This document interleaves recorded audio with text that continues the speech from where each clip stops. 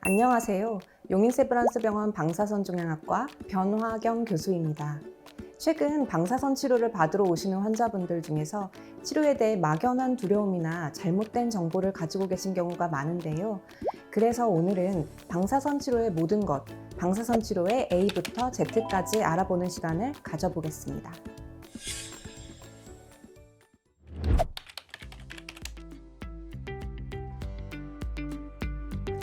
방사선 치료는 눈에 보이지 않는 방사선을 암세포에 주사해서 암을 파괴하는 치료법입니다.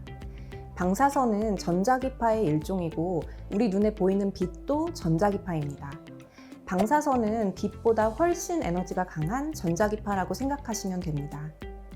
방사선 치료는 수술, 항암약물 치료와 함께 중요한 암치료법이지만 환자분들께서는 다소 생소하다고 느끼시는 것 같습니다.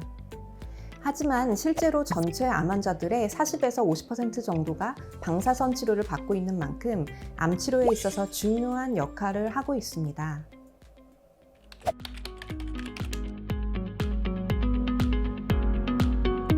환자분들이 방사선 치료가 어떻게 암세포를 죽이는지, 태워 죽이는지, 전기로 지져서 죽이는지 이렇게 궁금해 하십니다. 세포에는 가장 필수적인 DNA라는 것이 있는데요. 방사선은 생물학적, 화학적 반응을 거쳐서 이 DNA를 끊어버립니다. DNA가 파괴된 세포는 더 이상 살아남지 못하고 서서히 죽게 되는 것입니다. 그렇다면 암세포와 함께 정상세포도 같이 죽게 되는 것이 아닌가 걱정하실 수 있는데요. 같은 양의 방사선을 받더라도 정상세포는 손상으로부터 회복하는 능력이 큰 반면 암세포는 잘 회복되지 않습니다. 이렇게 정상세포와 암세포의 방사선 감수성에 차이가 있기 때문에 이 차이를 이용해서 방사선 치료를 할 수 있는 것입니다.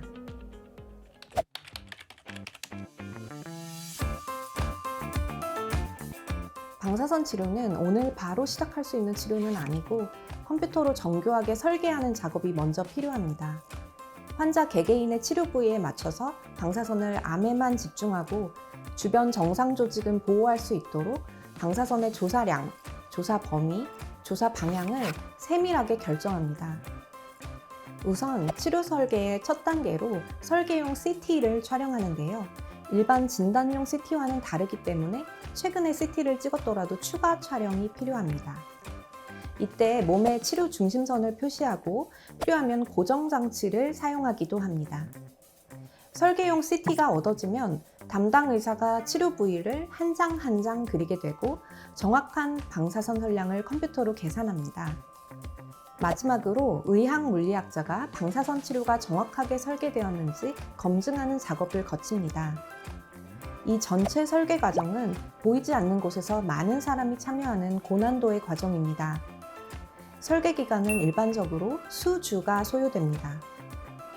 준비 과정이 끝나고 방사선 치료가 시작되면 환자분은 치료기계에 편하게 누워서 치료를 받으시면 됩니다.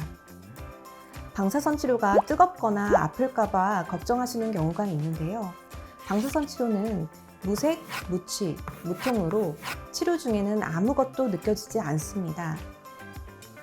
또한 방사선 치료를 안전하게 하기 위해서는 매일매일 조금씩 분할해서 조사해야 합니다.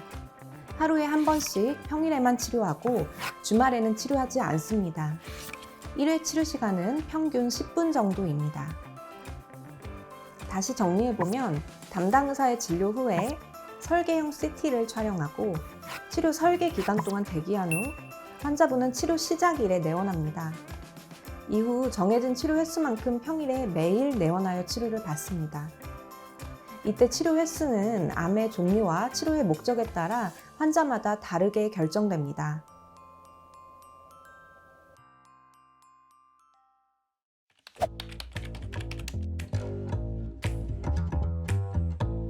방사선 치료는 국소 치료이기 때문에 전신적인 영향은 미미하고 방사선이 조사되는 부위에만 영향이 나타납니다. 머리에 방사선 치료를 하면 머리카락이 빠지지만 그 외의 부위를 치료한다면 머리카락에 영향은 없습니다. 마찬가지로 복부 이외의 부위에 방사선 치료를 한다면 몇몇 케이스를 제외하곤 보통 울렁거리지는 않습니다. 방사선 치료를 받는 동안 주기적으로 담당 의사의 진료를 보게 되고요. 방사선 치료 후에도 증상이 뒤늦게 나타나는 경우가 있기 때문에 치료가 종료된 후에도 정기적으로 진료를 보게 됩니다. 진료 시에는 환자분들께서 증상을 적극적으로 말씀해 주시면 좋습니다. 저희가 증상에 대해서 여러 가지 방법으로 도움을 드리고 있습니다.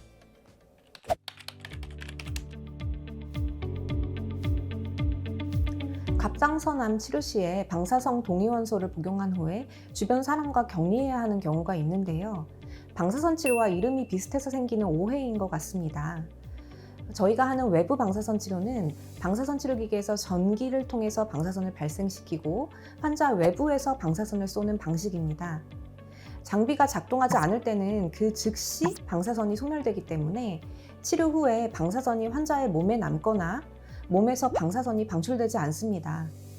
따라서 주변 사람에게 아무런 영향이 없고요. 집에 어린아이나 임산부가 있어도 괜찮습니다.